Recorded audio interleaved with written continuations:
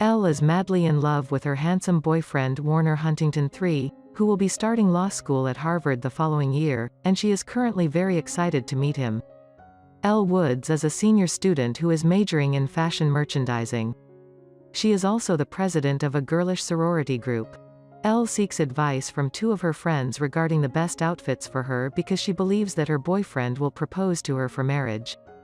Later that day, the couple goes to a restaurant, and Elle is almost certain that her boyfriend will propose to her, but Warner does the exact opposite, to her dismay. He breaks up with her. According to Warner, his family has been senators for 5 generations, so he must stop wasting his time on such things in order to concentrate on his studies. He also says that he can't just marry a normal girl after becoming a senator because it would hurt his family's reputation. After hearing all of this, Elle breaks down in front of everyone and sobs loudly before running away for a week. She isolates herself in her room, but on the 8th day, an idea strikes her. Determined to win Warner's back, she decides to attend Harvard Law School and become a well-respected person. Therefore, Elle begins preparing for the entrance exam, which she passes after days of hard work, much to everyone's surprise.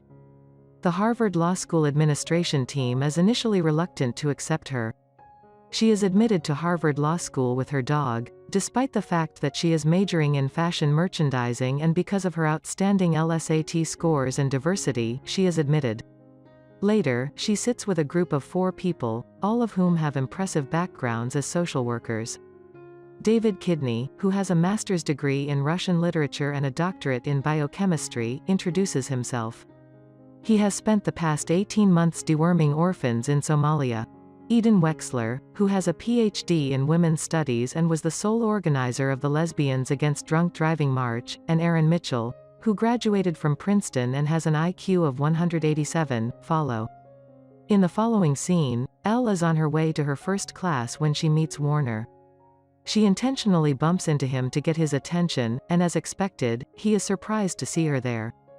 Later in the class, Elle is unable to answer Professor Stromwell's question, so she is asked to leave. A classmate named Vivian Kensington supports the professor in this, which causes Elle to leave. Outside of rage, a man by the name of Emmett approaches her and tries to comfort her. He tells her that Professor Stromwell is one of the strict faculty members and that she has made him cry. He then asks for the names of other professors who teach her classes, to which Elle replies with Callahan, Royalton, and Leventhal.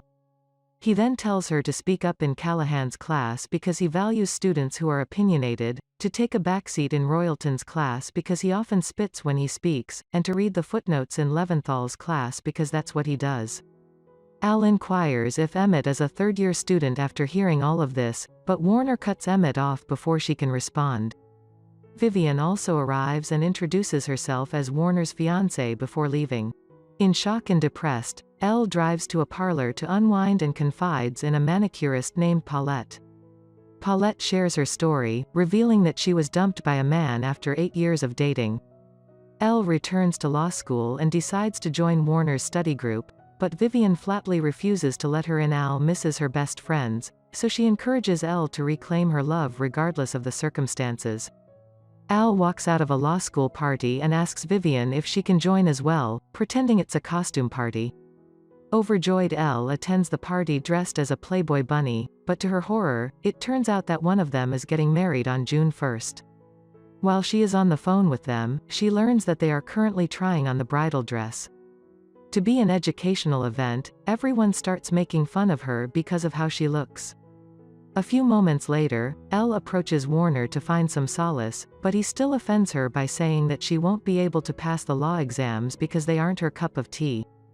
This makes Elle realize that he won't ever respect her, no matter how hard she tries, so she decides to make it her mission to prove him wrong from that day forward.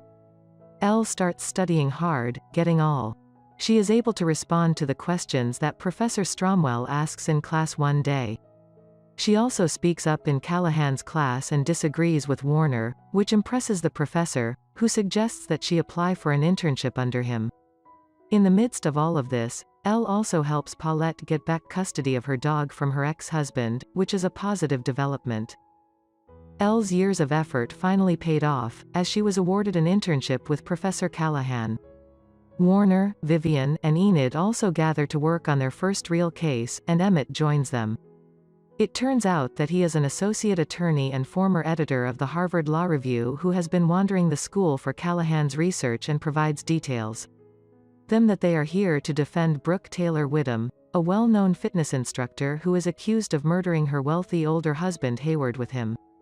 According to the information, Brooke's husband was found shot to death in their Beacon Hill mansion, and she was seen standing over his body. Surprisingly, Elle claims that she knows Brooke as she was a member of her sorority and a fitness instructor. She thinks Brooke is innocent, but her stepdaughter Chutney and the pool boy Enrique both think she is guilty. In the next scene, Callahan and his team go to the prison to record Brooke's statement. According to Brooke, she entered the room and found her husband lying down.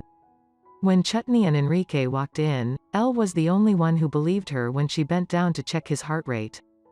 Callahan and the rest of the team thought she was guilty. One day, while Elle was at the parlor chatting with Paulette, Paulette revealed that she has a crush on a delivery man but hasn't had the courage to tell him. Fortunately, Elle is an expert at seducing boys, so she teaches Paulette the bend and snap trick, which, when used correctly, appears to have a 98% success rate in attracting a man's attention and an 83% return rate on a dinner invitation. Eventually, the entire staff practices the trick, which makes for a fun atmosphere. To the murder case, Brooke refuses to give Callahan an excuse, so Elle pays her a private visit in prison. This time, Brooke admits that she was having liposuction on the day of the murder and agrees to go to jail rather than reveal her identity. Hearing this, Elle agrees to keep it a secret and refuses to tell Callahan about the alibi later that day. Later that day, Emmett and Elle drive to Hayworth's ex-wife for additional questioning, but they do not get any answers. What they're looking for that same night, Vivian, who is now impressed by Elle's integrity, begins to make friends with her and tries to have a friendly conversation with her. During this time, Elle reveals that Warner was put on the wait list at Harvard and only got in because his father pulled some strings, which is shocking.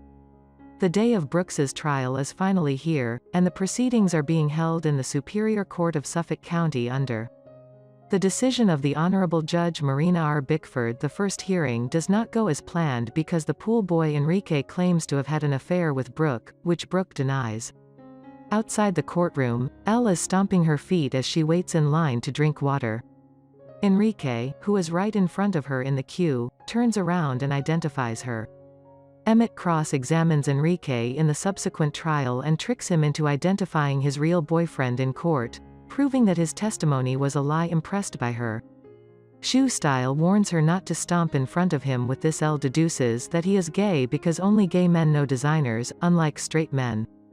She informs the rest of her team of this, implying that he is lying about his affair with Brooke.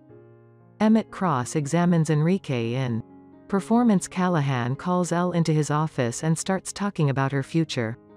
However, he also starts making sexual advances on her, which she immediately rejects and flees. Vivian, who overheard only a portion of their conversation, confronts Elle and expresses her disappointment. She believes that Elle used her good looks to get her internship. She decides to give up everything and drop out of law school. She tells Emmett everything, which shocks him. He tries to convince her to stay, but Elle has already decided. Later, as I was saying my goodbyes to Paulette, Professor Stormwell shows up and gives her the confidence to continue without allowing anyone to ruin her career. On the other hand, Emmett explains Elle's issue with Vivian to Brooke. Brooke is furious at the pervert Callahan, and Vivian realizes her mistake the day before the trial resumes. Shortly thereafter, Elle's two friends along with Paulette and her crush arrive at the court to see Elle's.